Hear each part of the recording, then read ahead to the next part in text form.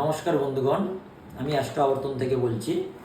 আজকে জ্যোতিষশাস্ত্রের একটি গুরুত্বপূর্ণ বিষয়, গুরুত্বপূর্ণ রাজযোগ সম্বন্ধে আলোচনা করব, বুধাদিত্য যোগ। তিনটি পার্টে আমি আলোচনাটি করব।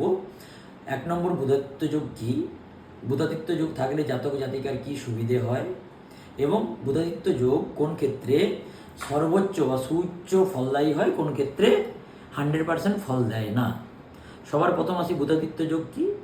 বুধ এবং আদিত্যের সহাবস্থান কোনো রাশি বা কোনো ভাবে, আদিত্য মানে রবি, সূর্য বা রবি, তাই কোনো রাশিতে কোনো বা ভাবে সূর্য এবং বুধের সহাবস্থানকেই আমরা বুধাদিত্য যোগ বলি। এবার দ্বিতীয় পাঠে আসি, বুধাদিত্য যোগ থাকলে কি হয়। বুধাদিত্য যোগ থাকলে জাতক বা জাতিকা উচ্চ মেধা সম্পন্ন হয়, যোগাযোগ দক্ষতা খুব ভালো হয়, বিচার বুদ্ধি বিবেচনা খুব ভালো হয়, প্রশাসনিক ক্ষেত্রে দক্ষতার সাথে কাজ করতে পারেন, যেমন WBCS officer, IAS officer, banking, বিভিন্ন লেখালেখি, সাংবাদিকতা, এইসব বিষয়ে খুব দক্ষ এবং পটু হন। আরেকটা বিষয় রয়েছে, ওনারা গণিতশাস্ত্র, অ্যাকাউন্টেন্সি, অ্যাকাউন্ট্যান্ট, ডেটা, এইসব সেক্টরেও খুব দক্ষতার পরিচয় রাখেন। এবার ব্যাপার হচ্ছে, অনেকের ছকেই, জাতক জাতিকের ছকেই বুধাদিত্য যোগ থাকে, কিন্তু সকলেই 100% তার সুফল পান না। কেন পান না বা কখন সুফল পাবেন বা পাবেন না, সেই বিষয়ে একটু আমি ছোট করে আলোচনা করছি।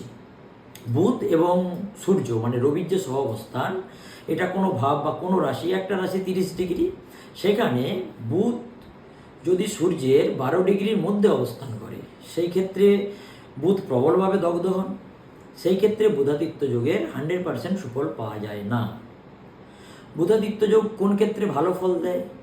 যদি কোনো শুভস্থানে বুধাদিত্যের যোগ বুধ এবং সূর্যের সহাবস্থান হয়, যেমন লগ্ন, পঞ্চম, নবম ভাব, দশম ভাব বা একাদশ ভাব, সেই ক্ষেত্রে বুধাদিত্য যোগের খুব ভালো ফল পাওয়া যায়। বুধ এবং রবি যখন কোনো সুউচ্চ স্থানে বা স্বক্ষেত্রে অবস্থান করেন, যেমন বুধের ক্ষেত্রে কন্যা রাশিতে, মিথুন রাশিতে অবস্থান, সূর্যের ক্ষেত্রে সিংহ রাশিতে অবস্থান, বা রবির ক্ষেত্রে মেষ রাশিতে সুউচ্চ স্থান, সেই ক্ষেত্রে বুধাদিত্য যোগ তৈরি হলে খুব ভালো ফল পাওয়া যায়। বা কোন ক্ষেত্রে পাওয়া যায় না? আবার যদি বুধ বা রবি কোনো পাপ গ্রহ দ্বারা দিষ্ট হন বা সহাবস্থান করেন, বুধ আর রবির সাথে যদি রাহু, কেতু, শনি অবস্থান করেন বা ওনাদের দ্বারা দিষ্ট হন, সেই ক্ষেত্রে খুব একটা ভালো ফল পাওয়া যায় না।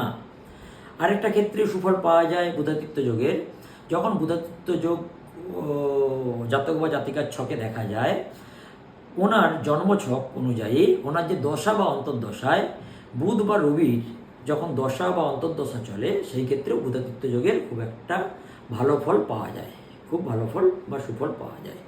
বুধাদিত্য যোগ সম্বন্ধে এটুকুই আজ। পরের দিন আলোচনা করব বুধাদিত্য যোগের বিভিন্ন রাশিতে, বিভিন্ন ক্ষেত্রে অবস্থান সম্পর্কে, কোন অবস্থানে থাকলে কী রকম ফল পাওয়া যায়।